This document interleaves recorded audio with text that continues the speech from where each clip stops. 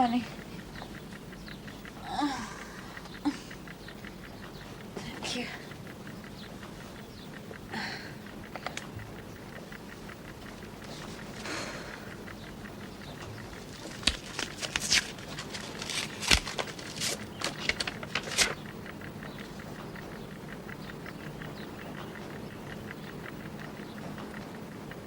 Would you put a stamp on that, please, Miss Parton, and make sure that it gets the post? Yes, Mr. Orwell. Good morning. Fine day again. Would be, if only they wouldn't spoil it with income tax demands. Oh, don't talk to me about income tax. I had to take my holiday in the back garden this year. I beg your pardon, I was stupid. Beastly habit. One picks it up in the messenger voice, you know. Well, perhaps you'd like to see these. They're swoop headlines that I've just thought up. I think they're rather good. A meal begun with Black's tomato softens every husband's hearto. Well, how about fit for an alderman? Serve it up quick. Rum-titty, rum-titty, Black's turtle thick. Rum-titty, rum-titty.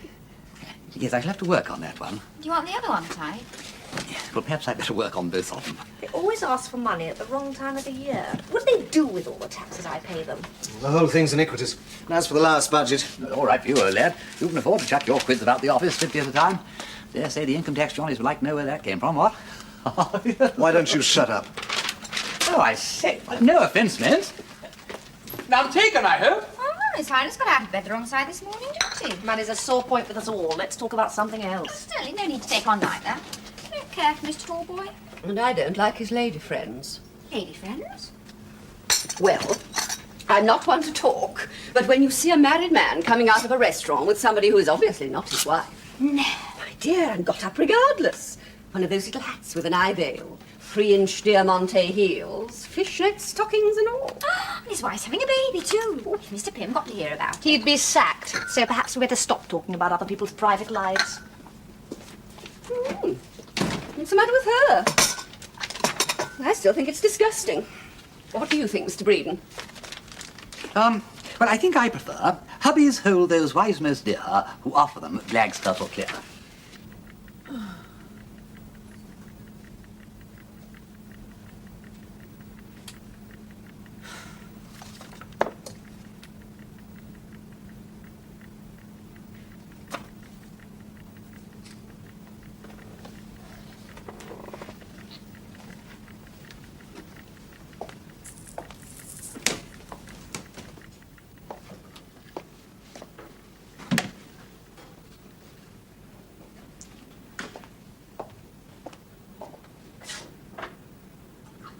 Seen anything of that Dean gal recently?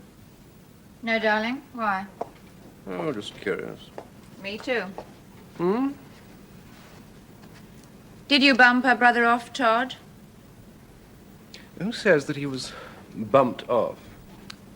A little bird told me. Your friend in the black and white checks. Now, come along, in one of your many expansive and not too sober moods. You told me all about your little adventure in the woods. Who is the fellow and what does he want? Well, he doesn't want me, at any rate. All too humiliating, don't you think, Todd? Yes, must be. Then what is he after? Well, I think he's on Victor Dean's lay, whatever that was. At least he said he wouldn't be here if Victor hadn't popped up. All too thrilling, don't you think? Hmm. I'd like to meet your friend. When's he likely to turn up? God knows, he just arrives, that's all. I'd steer clear of him, how you, Todd? I think he's dangerous. Your brain's turning to mush, sweetest. And he's trading on it, that's all. Oh, well. He amuses me, and you don't anymore, Todd. You're getting a little tiresome. I think I'll give up the dope. Do you think it would be amusing to go all good? About as amusing as a Quaker meeting. Is your friend trying to reform you? No, I just happen to be looking terribly hag-like tonight. John, you may be getting tired of me, and you may have some thoughts about breaking away. But apart from the fact that I'm damn useful, you know too much to make a breakaway healthy. Oh, hell. What the odds, anyway? Let's do something. Yes, all right. Well, why don't you come round to Slinker's? He's giving a party. I'm sick of Slinker's parties. I know. Why don't we gate crash something really virtuous? What? There's a reception being given for some dreary old ambassador. Yes. That sounds different. Who's the stickiest old cat in London? The Duchess of Denver. Just the right air of mellow decorum, don't you think? You know, Mary, I think the reception's going rather well, even if I do say so myself. Oh, goodness, Helen, you aren't the only one. Several people have said how good the band is. Ambassador made a compliment about the wine. Really? How gratifying. Still, he would hardly be so undiplomatic as to say otherwise to my own sister-in-law, now would he? I don't think he had the faintest idea what. I could have been anybody. I think you can take it as a genuine compliment. Oh, these diplomatic affairs always make me just a little bit nervous. So much protocol and so many things to go wrong. And the Dowager Duchess didn't help. Mother. She was being rather acid about my spine. Oh, spine. Yes, for my own part, I thank Providence that at my age I've still kept my figure. Some consolation for having been remarkably flat on both aspects all my life. Isn't that just like Mother? How jolly tiresome of her. Quite. But I did choose this dress with some care. One must be fashionable without being vulgarly immodest. I consider I am showing the exact number of vertebrae the occasion demands. I agree. One less would be incorrect. One more would be overmodern. Precisely. I'm sorry, sir. I didn't quite catch you. Racket. Who are those people? They declined to give their names, my lady. They what? Gate crashers. Peter, did you see those people? Indeed, I did. You caught a pair of bright ones this time. That's the Demomery girl, the tame goldfish. Oh, how horrible. Now, where's Gerald? He's not here. He never is when he's wanted. I believe he's in the library with the ambassador. Oh. Well, Peter, you will have to go and turn them out. I fly to obey your behest.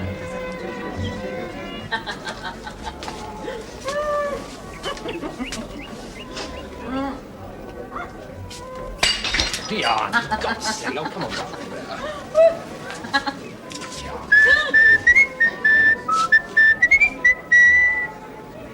Good evening. Miss Demomery, I believe. Harlequin. I beg your pardon. So there you are, Harlequin. I've got you this time, and I'm going to see your face properly if I die for it. I think there must be some mistake. So, this is the mysterious stranger. I think it's about time that you and I had a few words, young man. May I ask why you've been tagging after this lady in mountebank get-up? I fear you're laboring under a misapprehension, sir, whoever you are. I have been dispatched by the Duchess of Denver on, well, if you'll forgive me, but a somewhat delicate mission. Indeed. She regrets that she does not have the honor of this young lady's acquaintance, nor, indeed, sir, of yours. And she wishes me to ask by whose invitation you are here. Darling, you do it marvelously. We gate crashed on the old bird, same as you did, I expect. So the Duchess inferred. I'm sorry, but I'm afraid that I must ask you to leave at once. You know, that's pretty good. And I'm afraid it won't work. It may be a fact that we weren't invited here, but we're not going to turn out for a nameless acrobat who's afraid to show his face. I think you must be mistaking me for somebody else. My name is Wimsey, Peter Wimsey. I'm the Duke of Denver's brother. And my face, such as it is at your service. But aren't you my Harlequin? Oh, don't be such an ass. You know perfectly well you are. You know that voice, and same mouth, same chin. Besides, you're whistling that tune. You know, this is very interesting. Is it possible? Do you know, I do believe it is. I think you must have encountered my unfortunate cousin, Reedon. Yes, that was the name. Well, I'm glad to hear it. Sometimes he uses mine, which makes it deuced awkward. See here, Dion, you seem to have to the week. I'd better apologize and go. Sorry we crashed and all that. No, just one moment. I'd like to hear some more about No, I this. really think we ought to be going. What will you have to drink? Whiskies? Well, Yes, I rather feared you might. The abominable habit of pouring whiskey on top of mixed drinks at this hour of the night is responsible for more ruined complexions and reputations than any other single cause. 2 whiskies, please, Brackett, and a liqueur brandy. Very good, my lord. I'll have the Napoleon 1800 if there's a bottle in. Of course, my lord. thanks. Not at all. Please, sit down. And tell me all about your encounter with my scandalous cousin. Just a minute. I think I know the stud book pretty well. I wasn't aware of the fact that you had a cousin called Breeden. Well, it's not every puppy who appears in the kennel book, and it's a wise man who knows all his cousins. I see. But no matter. My regrettable cousin Breeden, having no particular right to any one family name more than another, makes it his practice to use each one in turn, thus displaying a happy absence of favoritism. Do I make myself clear, Mr. Milligan. Milligan? Ah, the famous Major Milligan. You have a house on the river, I fancy. A beautiful, retired spot. Its fame reaches me from time to time from my brother-in-law, Chief Inspector Parker of the Scotland Yard. Oh. Well, I had the pleasure of entertaining your cousin there one night. Did he gate crash on you? Yes, well, of course, that's exactly what he would do. So you have retorted on my dear sister-in-law. Oh, poetic justice, of course. I appreciate it, but possibly the Duchess may take a different view of the matter. No, he didn't gate crash. He was brought there by a lady of my acquaintance. Oh, well, he is improving. Painful though it may be to me, Major Milligan, I think it my duty to warn you against this cousin of mine. He has been warned. Really? Well, he's definitely not nice to know. If he's been forcing his attentions on Mr. Momery, it is almost certainly with some ulterior motive. Not that any man would require an ulterior motive for such attentions. Mr. Momery is indeed sufficient motive in herself. Thank you. But I know my cousin well. In fact, few people know him better. And I confess that he's the last man to whom I would look for a disinterested attachment. No, I am unhappily obliged in self-defense to keep my eye on Cousin Breeden's movements. In fact, I'd be no end grateful to hear the details of his latest escapade. All right. I'll tell you. Brackett, have you seen Lord Peter anywhere? His lordship is on the terrace with the lady and gentleman. Has he got rid of them yet? No, my lady, he's ordered drinks for them. Oh, my God. Diving into fountains dressed as a harlequin of vulgar ostentation. How many times have I implored Breeden to conduct himself in a quiet and reasonable manner? Oh, I thought he was absolutely marvellous. I've met him a number of times since then, and he always whistles Tom Tom the Piper's son. So when you came along whistling that tune, I thought it was him. Disgusting. Besides, you're so much alike. I mean, same voice, except he never took off the mask. Oh, well, no wonder. The police are interested in my cousin Breeden. How thrilling. What for? Impersonating me, amongst other things. I cannot tell you the distress and humiliation that I have been put to on Breeden's account. Bailing him out of police stations, honouring cheques drawn in my name, rescuing him from haunts of infamy. I tell you all these distressing details in the strictest confidence, of course. Ah, thank you, Brackett. Yes, he copies my habits, smokes my favourite brand of cigarettes, drives a car like mine, even whistles my favourite air. One, I may say, particularly well adapted for performance upon the penny whistle. He must be pretty well off, then. Well, that is the most unfortunate fact of all. Quite frankly, I suspect... Well, perhaps I better not say any more about that. Oh, do tell. It all sounds too terribly breathtaking. We won't split. Well, frankly, I suspect him of having to do with drug smuggling. I mean to say, dash it all, drug smuggling. You don't say. Well, I know proof, of course, but I have received warnings from, well, a certain quarter, if you understand. I think you're talking rot. I mean, you can't even get what you want. Drink up. Well, I don't say that he is an addict himself. It would be almost more respectable if he were. A creature who can batten onto the weaknesses of his fellows without sharing them is, to me, a singularly disgusting object. I may be old-fashioned, but, well, there it is. Quite so. No, I feel it only fair to tell you that Breeden is the sort of person whose acquaintance may well prove, well, shall we say, embarrassing. That is, to anybody who prefers to live a quiet life. I need hardly say any more, need I? Not at all. Do you know, I'm really most grateful to you for your warning, but I think we've trespassed upon your hospitality for long enough. I think your cousin sounds a perfect lamb. I like him dangerous. Pompous people are too terribly moribund. Don't you agree? My dear young lady, your choice of friends is entirely at your own discretion.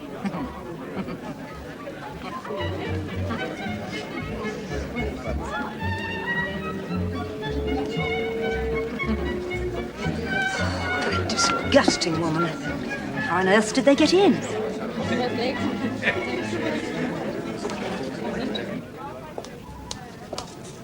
Peter? Do you know those people? You're not officially, no. Officially? Well, I think what Peter means is he knows them by reputation. Oh, yes, of course. But then you know so many impossible reputations, don't you, Peter? All the same, I must admit it's a bit of a coincidence they should choose this party to gatecraft. Not a coincidence, Polly. I sent the fair Diane an anonymous letter, solemnly warning her against me, and telling her that if she wanted to find out the worst about me, she had only to inquire at this address. Peter, you are a devil. You know, it's a curious thing, but people cannot resist anonymous letters. They're like free sample offers. They appeal to all one's lower instincts. Still, was the fly too big and gaudy, I wonder? Will he rise to it? We shall see.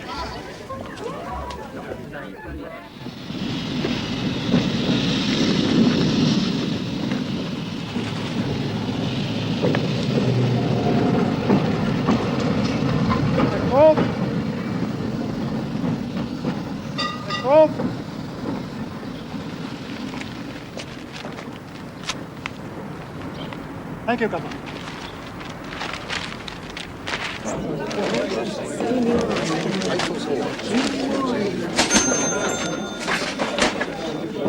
Same again, sir. Thank you.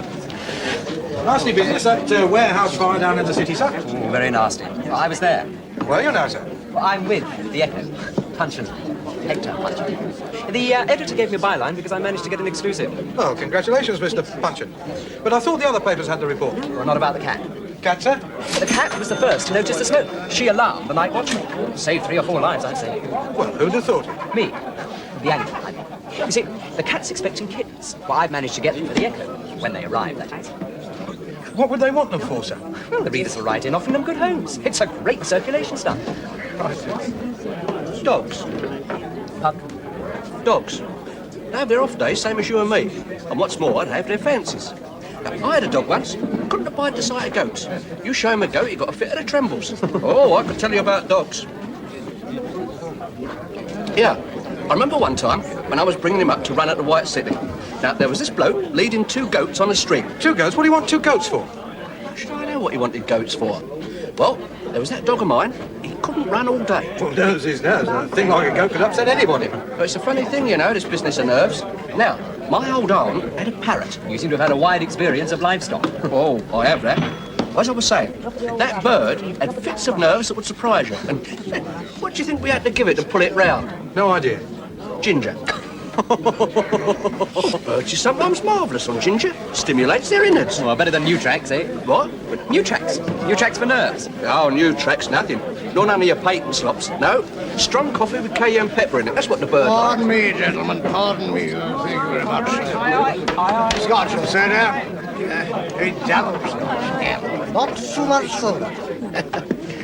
Oh, that's quite all right, landlord. I know what you're thinking. But I am not drunk. Not a bit of it. Nerves. Just a little bit out of order, that's all. A large Scotch and soda, sir. And what are these 2 brave gentlemen drinking? Oh, that's very kind of you, sir. I'll have a pint. Not for me, thanks.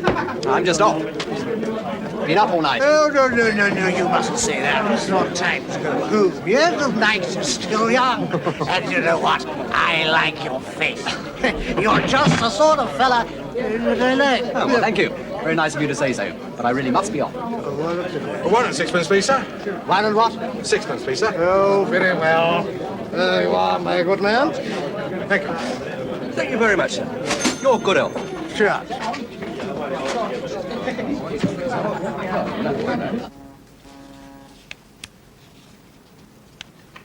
Just found this in your pocket, you say, Mr. Puncheon. That's right.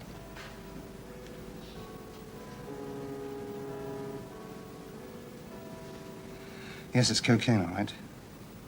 What made you think it might be dope? Well, I don't know. I thought about it for a couple of hours, and the more I thought about it, the odder it seemed.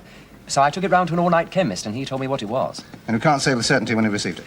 Not with certainty, no. All right. Let's go about this another way. Why do you suppose that somebody chose you to take charge of that rather hefty dose of dope? Well, I thought whoever it was must have mistaken me for somebody else. And you think that's more likely to have happened at the White Swan than anywhere else? Yes. Well, unless it was one of the crowd at the fire. Because in the other places, in the office and when I was interviewing people, where everybody knew me or I knew them. Sounds sound enough. Well, I think so. You see, in the pub, I had my Burberry open. And 3 or 4 people barged up against me. You know, carters and porters.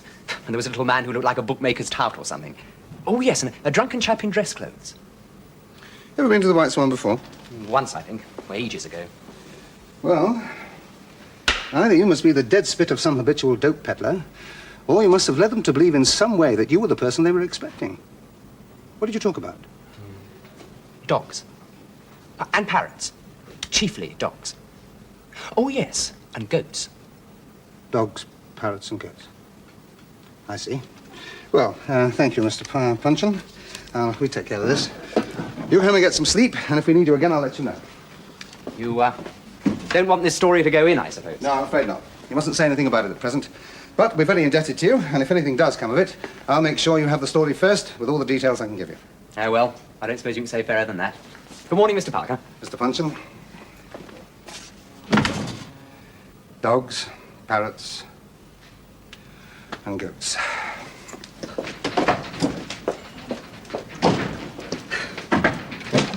Oh, excuse me. I thought Mr. Tallboy might be here. He's in conference with Mr. Armstrong and a client. Oh. What's up? You look worried. Well, there's a woman asking for Mr. Tallboy. I don't know how she got past reception. Well, put her back there and tell her to wait. Well, that's just it. I tried. She said I was just putting her off whilst Mr. Tallboy got out of the building. She took on terribly. Said she was going to speak to Mr. Pym. She's the one I saw with Mr. Tallboy coming out of the restaurant. I don't think Tallboy would care to have her meet Pym. Where is she? I put her in the conference room.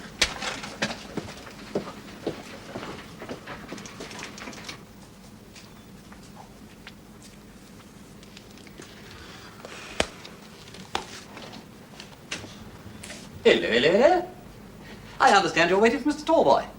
Well, unhappily, he's in conference with some clients at the moment, so I thought I'd just come down and entertain you till he gets here.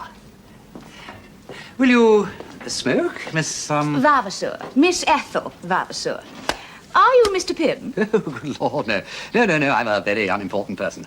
Just one of the junior copywriters, that's all. Oh, I see.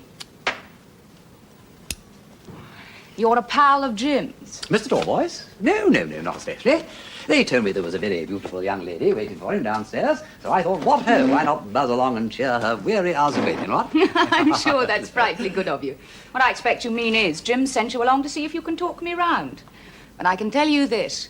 Jim Tallboy thinks he can get round me by sending his flash friends. My dear Miss Vavasour, I'm not here to forward his interest in any way. Except perhaps by offering the suggestion that this room is possibly not the most suitable spot for interviews of a personal nature. Is that a fact?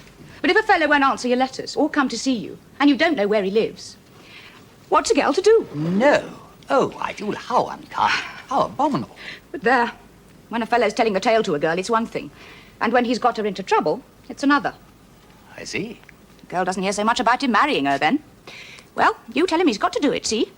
Or I'll scream my way into old Pym's office and make him. My dear young lady, even Mr. Pym, great autocrat that he is, couldn't make Mr. Tallboy marry you, because he's married already. Married? Dirty beast. I don't care, though. He's got to do it. His wife can divorce him. Goodness knows she's got cause. I've got his letters. And you brought them with you? How very far-sighted of you. I don't know what you mean. Your idea was to threaten to show those letters to Mr. Pym if Tallboy didn't cough up, wasn't it? Or are you so devoted to him that you always carry his correspondence around with you? Yes. No. I never said I had those letters with me. No, but you've admitted it now. Now, you take the advice of somebody double your age. If you cause trouble, Tallboy will very probably get the sack, and then there'll be no money at all for you or anybody else. Now, listen, you... And if you try to sell him those letters, well, there's a word for that, and it ain't a very pretty one.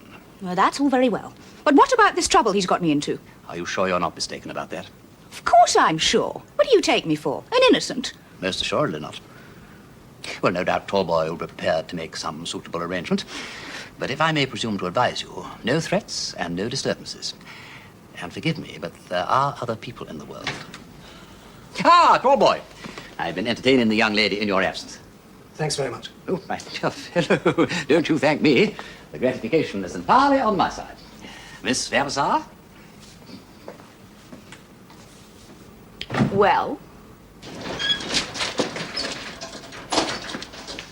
Reading? Yes, Mr. Willis, what can I do for you?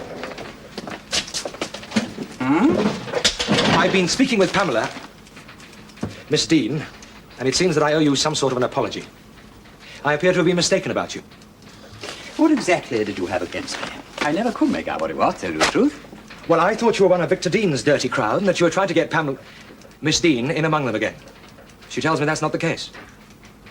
I made Miss Dean's acquaintance on a matter concerning her brother. I never did actually meet him. Well, you took her to that disgusting place down by the river. Not altogether true. I asked her to take me. There were some people there that I wanted to meet. It sounds damn queer to me. What a strange way you have of making an apology. Yes, well, I'm afraid I put a rather different interpretation on it, and, well, she asked me to apologize to you and to tell you, to ask you, well, to put the whole matter right. You've been trying to say all this to me for some time, haven't you? For several days, yes. Since the day of the tea party, shall we say? Is that what you came round to my place that night to tell me? You lost a pencil on that occasion, I believe. A pencil? No. My mistake. But you did come round that night to apologize. No. I came round to bash your face in, if you must know. Oh, indeed. You see, I looked in your letterbox and I saw a letter there from Miss Dean. I didn't dare go up to your flat after that. I was afraid I might let myself go. I felt like murdering you. So I went off and I wandered about until I was too done up to think.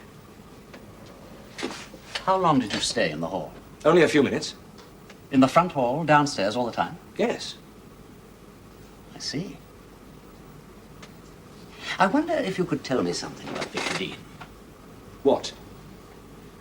Suppose he discovered that somebody in this office had a skeleton in the closet, to use the pretty old metaphor. Would he be the sort of person to dispose of that skeleton to an anatomist? Blackmail, you mean? Oh, well, it's a strong word, but they'll call it that. Well, I don't know. I mean, it's a devil of a thing to suggest about anybody, isn't it? I can only say that... The question causes you no shock. No, so I see. God, how regardless she was. You should have seen his face when I told him she was here. Oh, I'm not surprised. Caught a glimpse of her as she left. She looked real tough, Jane. Would you see that that gets the post, please, Miss Parton? Yes, Mr. Dorgan. Stockbroker again. Regular clockwork every Tuesday. Still, you'll need all the money you can get to keep up with that little lady. Oh, Breeden. I'm very much obliged to you. Miss Vavasour, I mean. I'm sure I can rely on you not to let the matter go any further than it has already. Yes, absolutely. Just so much ado about nothing. No real necessity for me to have butted in at all, but, well, you never know. You've been detained and Miss Vavasour got tired of waiting. You know what I mean? Yes. Yes, the whole thing could have been very awkward. I've been a bit of a fool, as you probably gathered, but I'm cutting it out now. Well, you're not the first one by any means. No. Well, so ends an exhausting day. New tracks proving troublesome? No more so than usual. Pity we can't cure ourselves with our own nostrums, what? Hello, ladies. No hurry, Miss Parton. Any time within the next 5 minutes will do.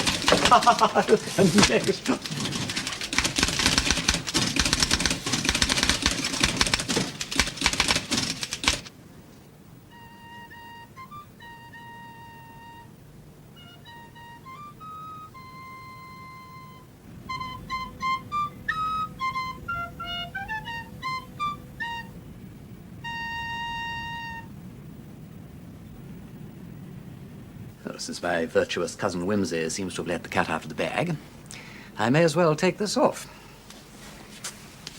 I'm afraid my appearance will disappoint you, except that I am handsomer and less rabbity looking. Whoever has seen Wimsey has seen me. It's absolutely incredible. Yes, well, you needn't come too close. Even a face like Wimsey's is better than yours.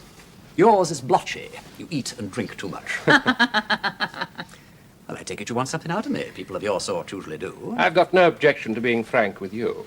Oh, how nice to hear anybody say that. It always prepares one for a lie to follow. If you choose to think so.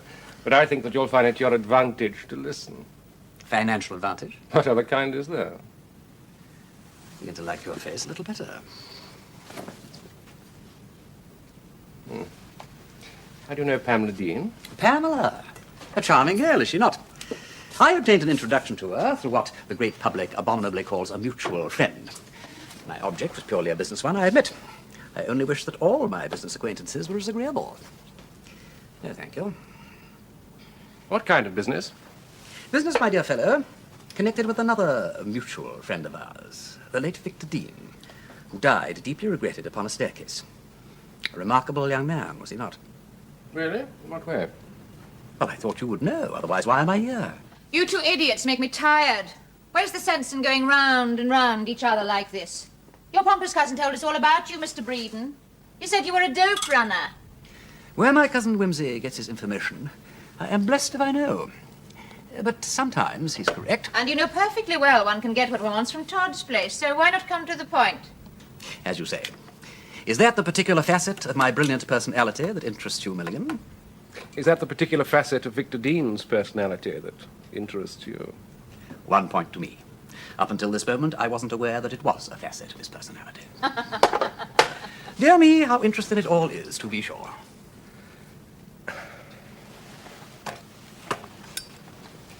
Did Pamela Dean tell you what her brother's job was? Well, of course.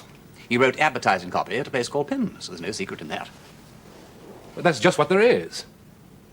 And if the young fellow hadn't got himself killed, we might have found out what it was. I thought you were afraid of him finding out too much. Shut up, Dion. Oh. But I don't follow all this. He was the one responsible, surely. Do you know, I don't think that you know as much as I do about him. I don't. I never met him in my life. But I know a good deal about Pym's publicity. Aha. I work there. What? I work there. Since when? Since Dean's death. Because of Dean's death, you mean? Yes. I obtained information, as my dear cousin Wimsey's police pals would say. Dean was onto something pretty fishy at Pym's, and since most fish have gold in their mouths, like St. Peter's, I thought it wouldn't do any harm to make a cast or two over that particular pool. What did you find out? Oh, my dear Milligan, you would make a cat laugh. I don't give information away. I dispose of it advantageously. But I'll tell you this. Dean was bumped off in order to prevent him talking. And so far, the only person who I have been able to discover wanted him out of the way was yourself. The police might be interested in that fact. The police? Oh, I quite agree. I don't like the police. They pay very badly and they ask a heck of a lot of questions. But it might be useful for once to get on the right side of them. You're barking up the wrong tree. I didn't kill the fellow. I didn't even want him killed. No, Dean had found out who was working the thing at Pym's. And he might have even found out the way that it's worked. Is worked? It's still worked the same way? Well, as far as I know. Tell me, how much do you know about the way your operation works? Enough. Perhaps you would like us to supply you. If you're not satisfied with your own distribution, you have only got to inscribe your name upon my list of customers. Delivery on Thursdays and Sundays.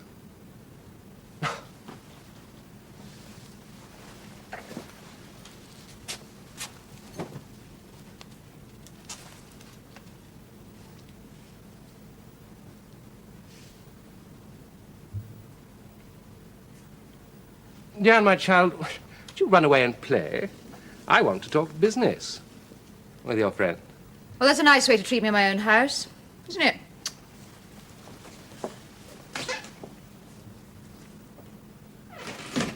Right. Now, I'm going to tell you all I know. If you double-cross me, it's at your own risk. But if we can find out how this thing works and who works it, we can get in at the top, where the big profits are. Now, the whole thing is being run from that advertising place of yours. Pym's? I found out from a chap who's dead now. It's a long story, but... Well... I was dining with him one night at the Carlton, and he was a bit lit up. Old Pym came in with a party. My man recognized him, and turned to me and said, if old Pym knew what was going on at that precious advertising place of his, he'd have a fit. Well, I asked him what he meant, and he told me that the dope traffic was being run from there. Did he say how he knew? Well, when I questioned him further, he got an attack of caution and became more mysterious. Yes, I know that brand of drunkenness. But I met him again later, sober, and he got the shock of his life when I told him what he'd told me. But he admitted it was true, and implored me to keep quiet. That was all I could get out of him then, and later the same evening, he was run over by a car. Remarkably well timed. Yes, that's what I thought. It made me rather nervous. How did Dean get into all this? Oh, well, about a year later, Diane brought him around one evening, and when he happened to mention that he worked at Pym's, I thought, well, he must be the man. But apparently he wasn't. No. Dropped a bit of a brick. In fact, he got the idea of the thing from me. And then I found out that he was trying to get in on my show, so I told Diane to shut down on him. And shortly after that, he fell down a staircase. Yes. Oh, but I didn't push him. No. I only wanted him out of the way. Well, you know how Diane chatters when she's all ginned up. I see. So what you want out of me, I take it, is the way the trick is worked and the name of the man who works it. Let's discuss terms. Later. When we have the reins in our own hands, it'll be time enough to decide which one of us is going to crack the whip.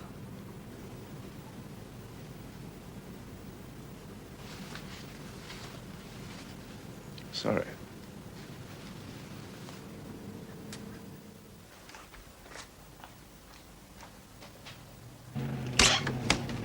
Well, he's gone.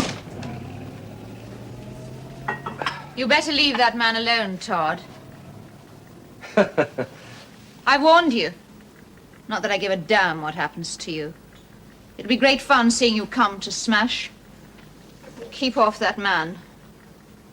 You really have lost your head over this theatrical gentleman in tights, haven't you? Why do you have to be so vulgar?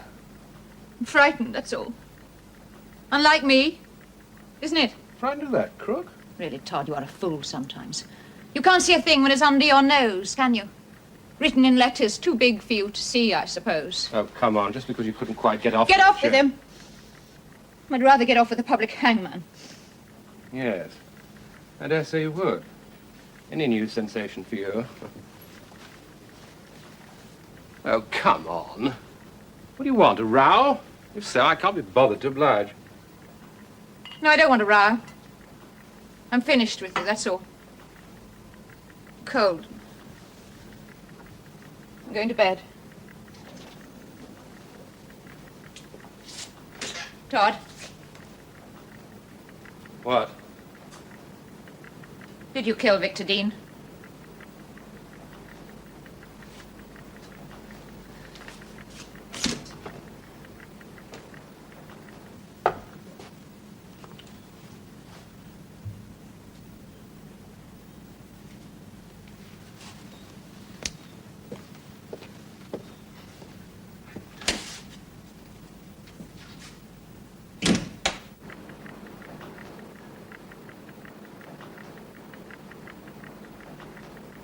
You were taking a devil of a risk, you know. Supposing Milligan had recognized you.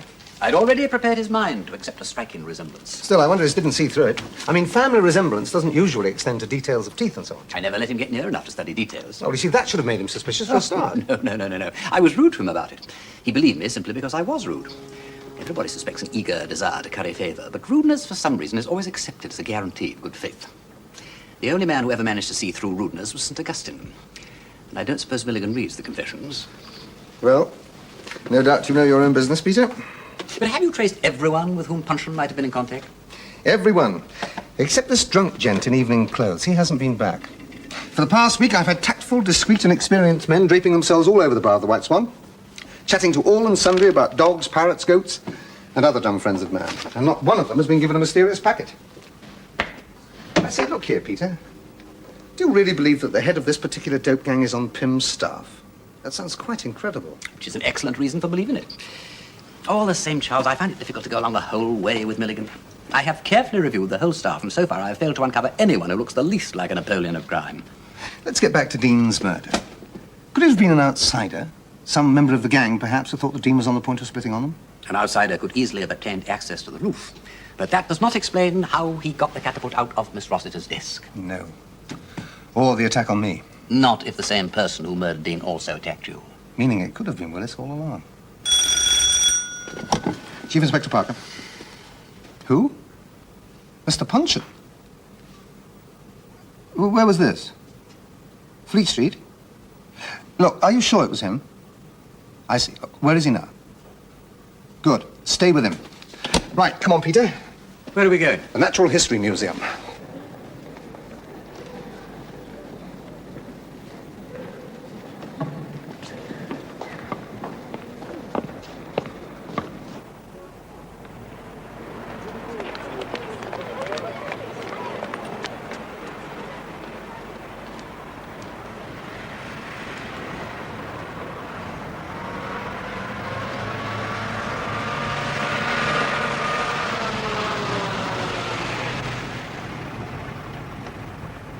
You wait here, Peter. I'll go make contact with Punch.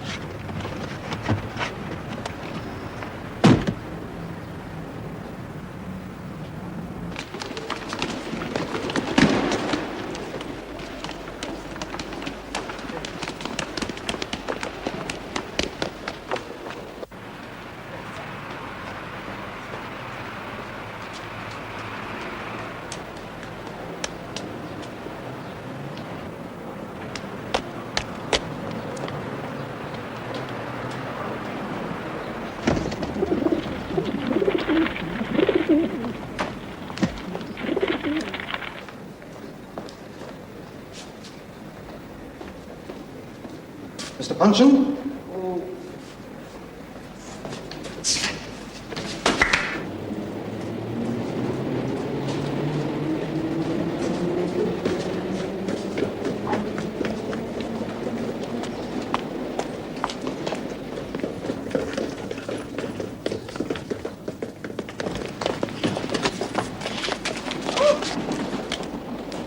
I'm so sorry. Beg your pardon.